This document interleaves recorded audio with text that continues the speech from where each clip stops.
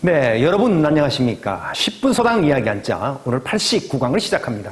89강 첫 번째 글자는 술병을 뜻하는 글자 술류입니다. 자, 그림을 보시면서 자, 뚜껑이 있고 윗주둥이가 긴 그 둥근 술병 안에 술이 찰랑거리는 술류입니다.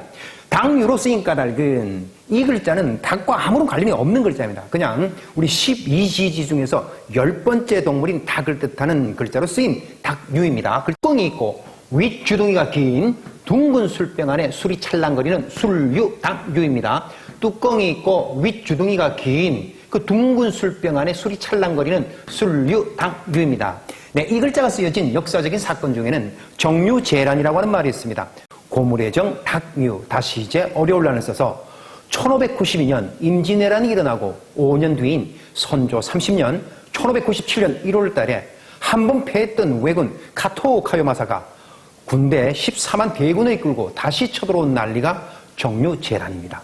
네, 다음 배울 글자는 젖유입니다. 네, 글자 구조를 보면 손을 뜻하는 손톱조가 있고 그리고 자식을 뜻하는 아들자가 있고 그리고 이 갈고리 골은 어머니의 젖의 모양을 본뜬 글자입니다. 그래서 어머니가 그림을 보는 것처럼 아이를 손으로 보다듬어서 어머니의 젖을 먹인다는 글자 젖유입니다. 글자 이야기 정리하겠습니다.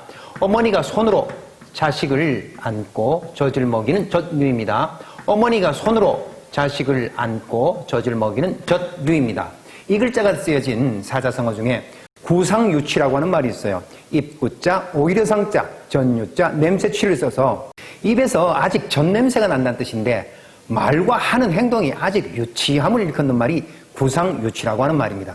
네, 다음에 배울 글자는 그늘음입니다. 그늘음의 글자 구조를 보면 언덕을 뜻하는 언덕부가 변형이 있고 또 그리고 이재금이 있고 그리고 이를운이 있죠. 이르다라고 하는 말은 말하다라고 하는 뜻인데 중국에서는 구름으로 쓰는 글자입니다. 언덕에 지금 구름이 낀 음지를 말하는 그늘음입니다. 언덕에 지금 구름이 낀 음지를 말하는 그늘음입니다.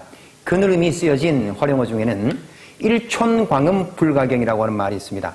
원래 이 말은 소년 1호 항난성 일촌광음 불가경과 함께 짝을 이루는 말입니다. 소년 1호 항난성 하면 소년은 늙기 쉬우나 학문은 이루기 어려우니 시간이 빨리 간다는 뜻이죠. 그래서 일촌광음 불가경, 한일 마디촌 빛광 그늘음, 아니불 오르가 가벼울 경을 써서 아주 짧은 시간이라도 헛되이 보내지 말고 학문에 힘쓰라는 뜻입니다. 다음에 배울 글자는 응할응입니다. 응할응의 글자 구조를 보면 윗부분에 매응이 있고 아랫부분에 마음심이 있죠. 자, 매응의 글자는 처음 나왔기 때문에 정리하고 가겠습니다. 자, 사진을 보시면서 집엄이 있고 사람이 있고 새추가 있죠. 그래서 매라고 하는 새는 집에서 훈련시키거나 기르는 새를 매라고 합니다. 집에서 사람이 기르거나 훈련시키는 새 매응입니다. 집에서 사람이 기르거나 훈련시키는 새 매응입니다. 응할응의 글자 이야기는 잠시 영상을 보시겠습니다.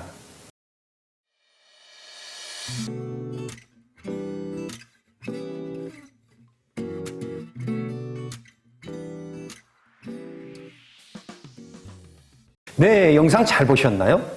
자, 응할응의 글자 이야기는 잘 훈련된 매를 매 사냥을 하는데 매가 내 요구에 응답하듯이 상대방이 나의 요구에 응해준다는 뜻에서 만들어진 응할응입니다. 자, 그래서 글자 구조가 앞서 얘기한 매응이 있고 마음심이 있는 겁니다. 이 주인의 마음이죠. 자, 글자 이야기 정리하겠습니다.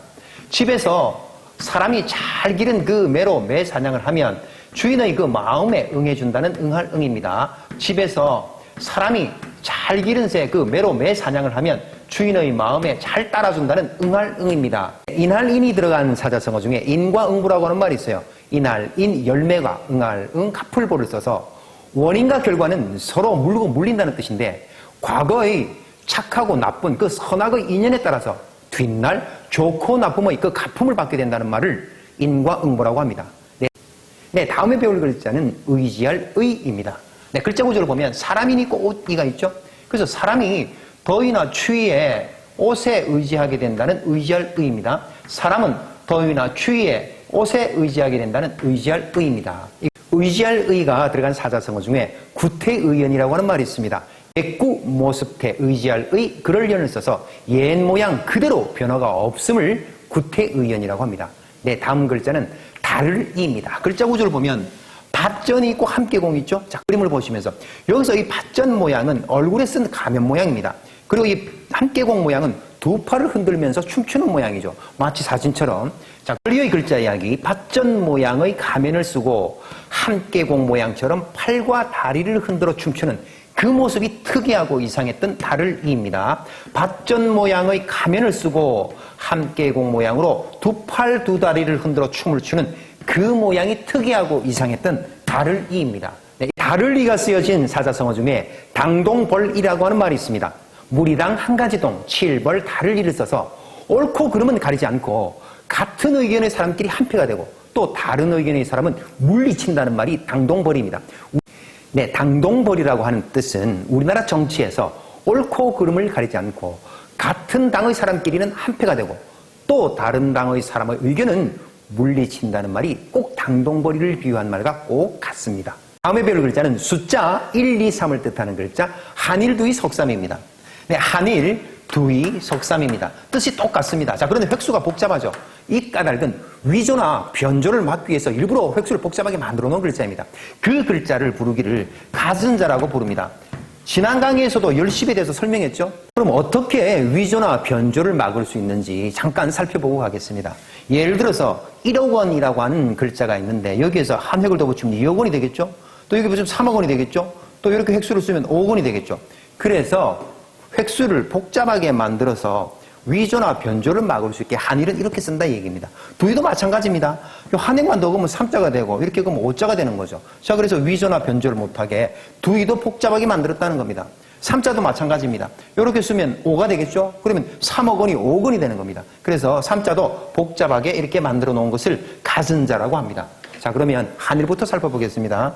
네, 한일은 저 그림을 모양을 보면서 뚜껑이 달린 그 제사를 지내는 그 제기 그릇이 있습니다. 자, 이 선비사가 있고 덮을맥이 있고 제기를 뜻하는 콩두 제기도가 있죠.